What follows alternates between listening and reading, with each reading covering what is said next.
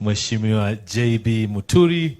Let's now hear from him what inspired him to write this beautiful memoir that he's launching here today. Makofi kwake tafadhali, asante.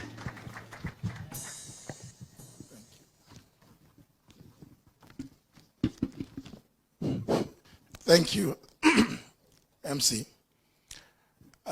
Your Excellency, the Honorable Stephen Kalonzo Musyoka, Your Excellency, the Honorable Rigathi Gachagua, Honorable Eugene Wamalwa, my brother Dr. Fred Matiang'i,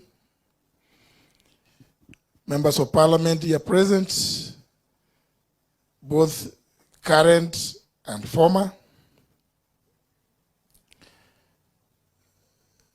friends, government officials that may be present, colleagues, friends of friends, ladies and gentlemen, I'm delighted to have you all here today for the launch of my book, The Fight for Honor. It's a good thing to have friends among the guests here to hear me speak and to share in the celebration of this milestone. Let me say, I'm happy I've told my story as candidly as I could. I hope you will enjoy reading it and that it will inspire you to help me in my mission of building honest institutions in Kenya. Thank you for making the time. And as I said earlier, this being a Friday, I'm sure you'd rather be somewhere else, probably partaking of tea or uji or many other broths.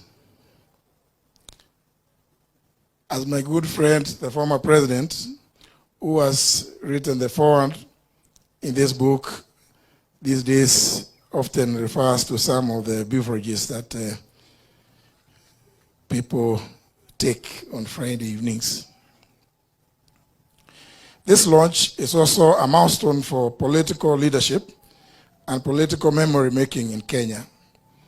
I hope more of us are here, and even those who are not will get the time to pen your memoirs and autobiographies to give the next generation an intellectual grounding on how to do things and how not to do things. I appreciate each and every one of you who has bought the book, and special thanks to those who have bought more than one copy for donations to your community libraries, your organizational libraries, especially the lawyers, the researchers, the think tanks. Thank you very much. You bought the book. Yes. You read the book. I really love to know what feedback you have for me. This will not put me in a better position to improve in any future editions.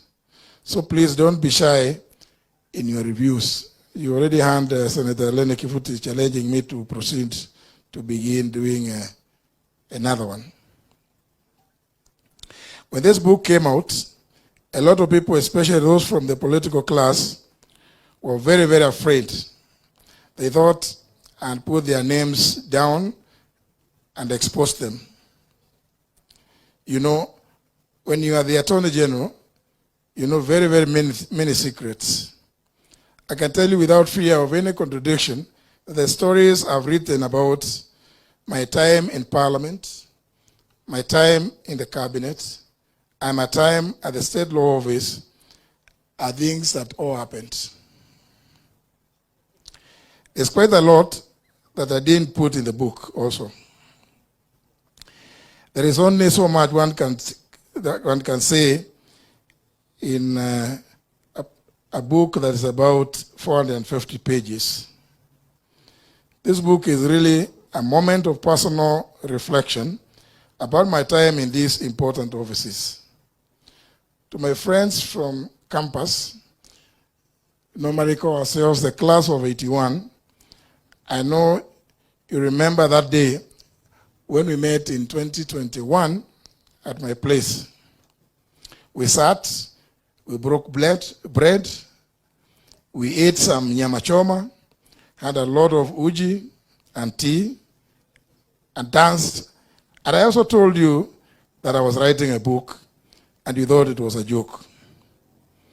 Here it is now.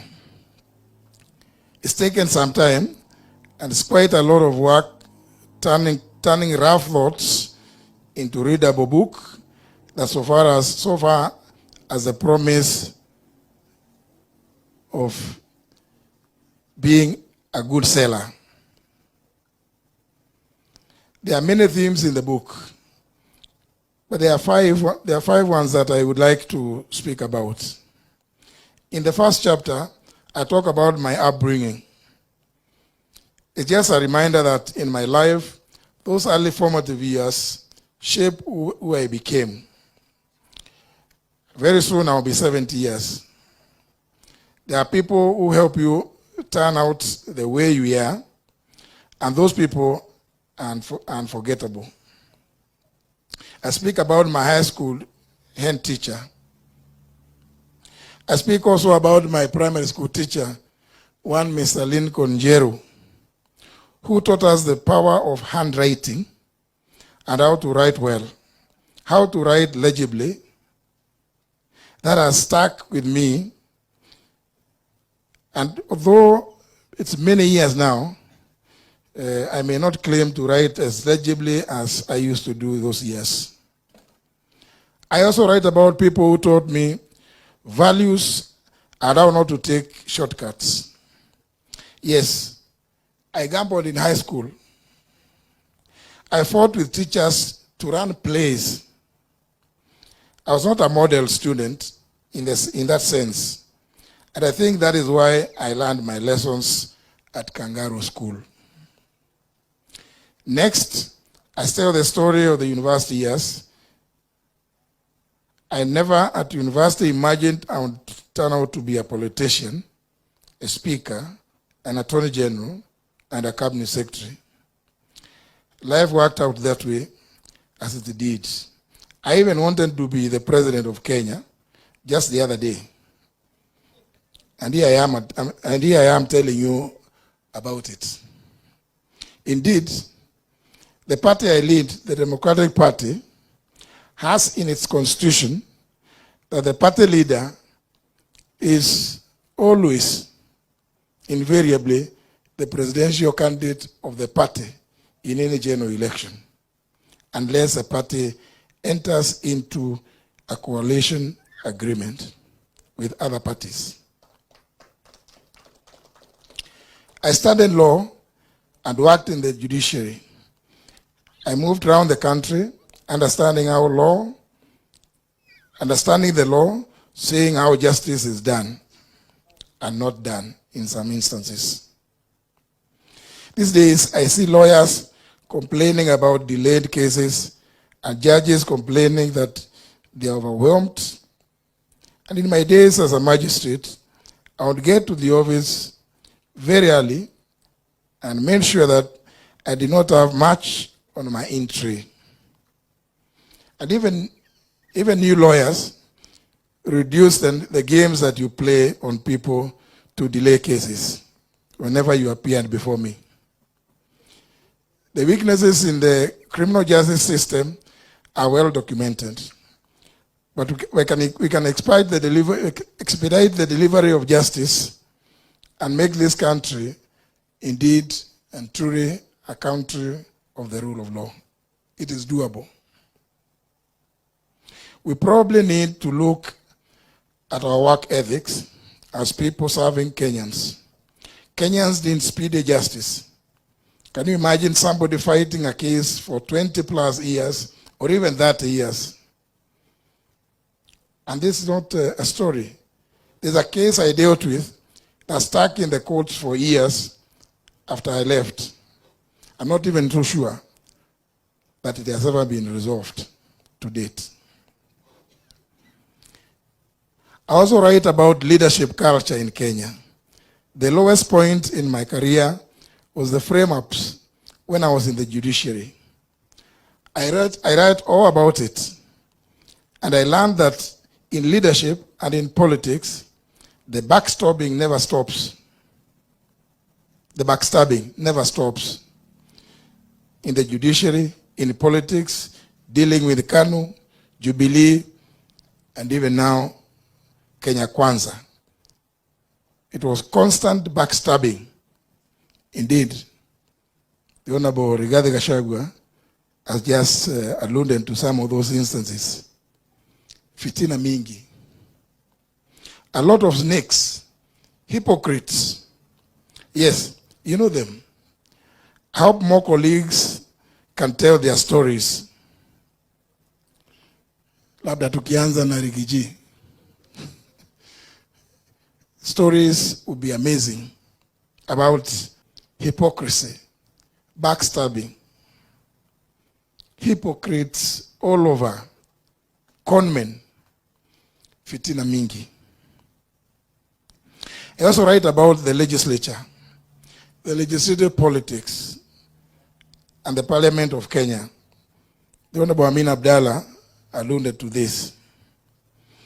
As the first speaker under the 2010 Constitution, setting up all those structures, you learn a lot about change management. I write about what my friends in the media called the supremacy wars, the Senate versus the National Assembly. Some people think that the fights were personal. No. The issues we were fighting about, like the division of revenue laws, are still there. I say in the book, unless the Constitution is amended to better define the roles of the two houses with regard to the budget-making process, the fights will continue regardless of the many advisory opinions that may come from the Supreme Court. I write about the Constituency Development Fund, now called the National Government Constituency Development Fund. I say it in the book that this fund needs to go. Members of Parliament here present, please don't start throwing stones at me. I'm just saying what I believe in. I've given reasons. With the devolution, we need to get serious. I don't like it when I see many of my governor friends going to State House to, in quotes, beg for development, close the quotes. Look at the Constitution. You need to negotiate your pound of fresh. When you sit in the summit, chaired by the president, and at the IBEC, those are the forums that we have to discuss and debate issues about what resources need to go to the counties. Don't come to Nairobi to beg the president for development. The more you beg, the more you are entrenching the culture of an imperial presidency. And that we must appreciate has been done away with in our 2010 Constitution. So governors, please stop this habit. You are taking the country back to the era beyond 2010. One of the many, of course, many of you will buy this book because I write boldly about my time as Attorney General and as a Cabinet Secretary.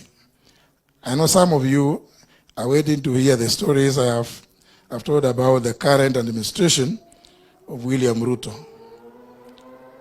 Well, these days he has many names: Kasongo, Kaongo, Githinji, et al.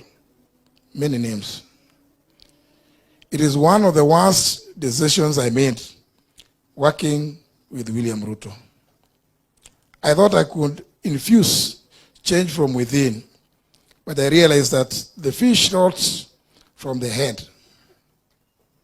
My friends in Tanzania say, siku zote ng'ombe anayechelewesha msafara ni ng'ombe aliye mbele, lakini ule ng'ombe anapigwa ni ule yuko nyuma na ndiye huwa anapiga kelele. If this country is to progress, we need to deal with the leadership at the top. We keep saying one term, and we mean it.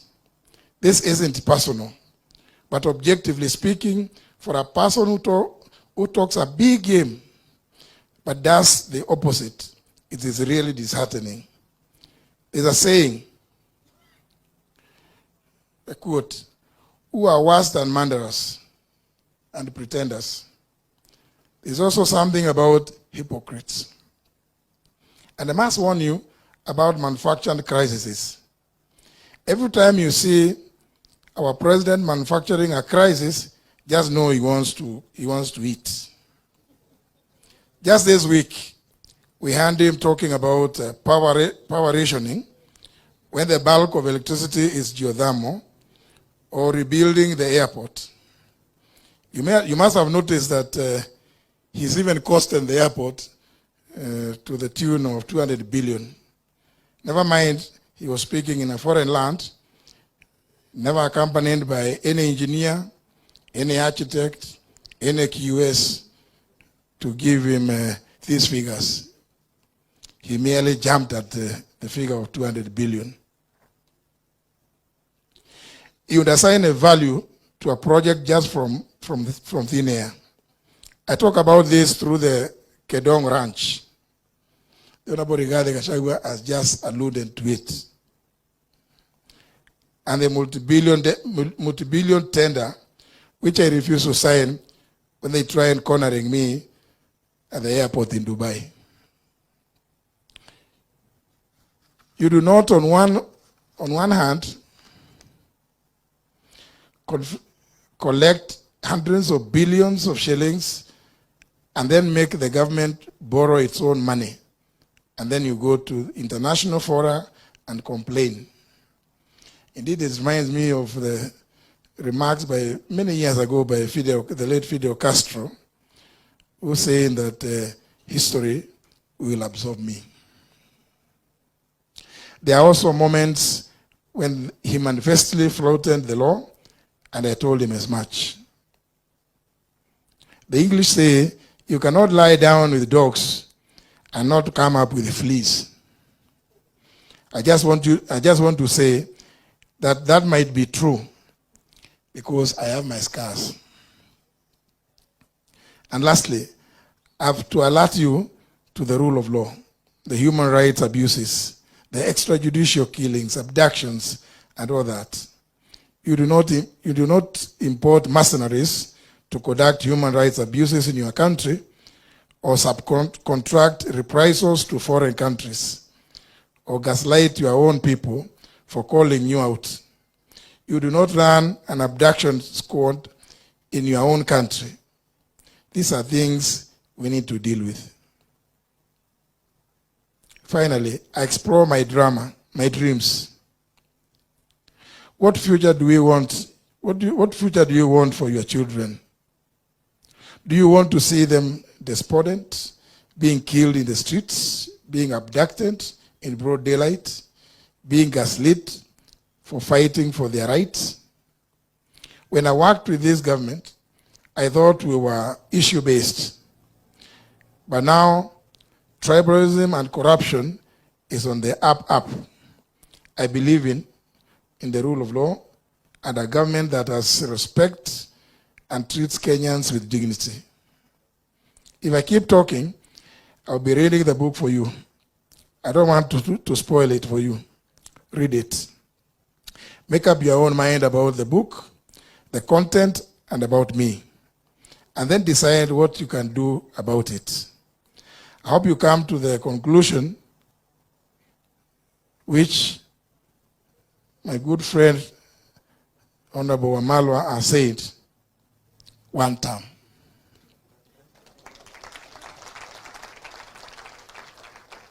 That we need to chart a new path and a new direction in this country.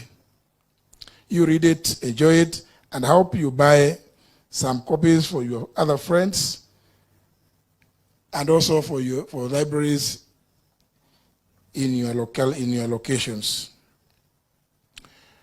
Thank you very much, ladies and gentlemen, for listening to me. And I conclude by saying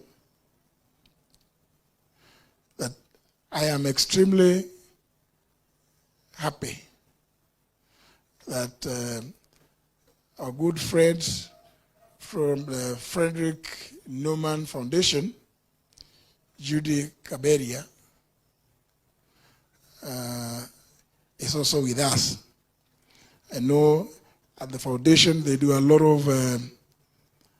of governance issues, just like several other foundations do. Thank you, Judy, for standing with us. Ladies and gentlemen,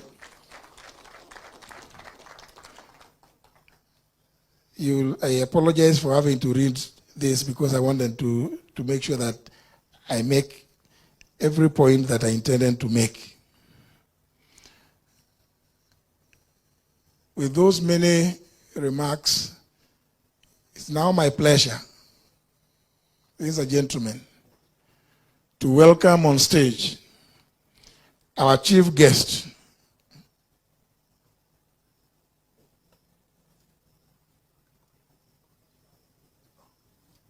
sorry, I'm also told that my very good friend, other very good friends as well, have arrived. The Honorable James Gakuya, the member for Embakasi North. Karibu sana, my brother. And my young son, the Honorable Getonga Mokonji, the member of parliament for Manyata in Embu. Huyu ni kijana yangu. Thank you very much, Mokonji, for gracing this occasion. Asante sana. And I hope I have not forgotten to recognize, is that Judy?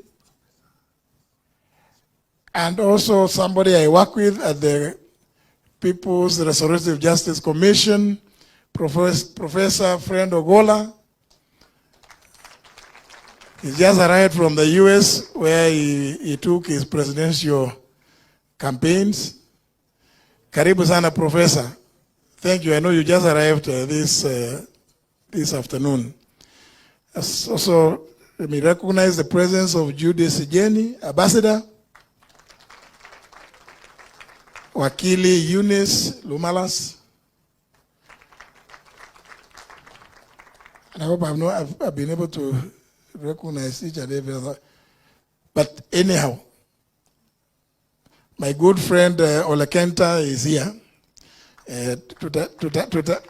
Wacha tusikize our chief guest, His Excellency Dr. Stephen Kalonzo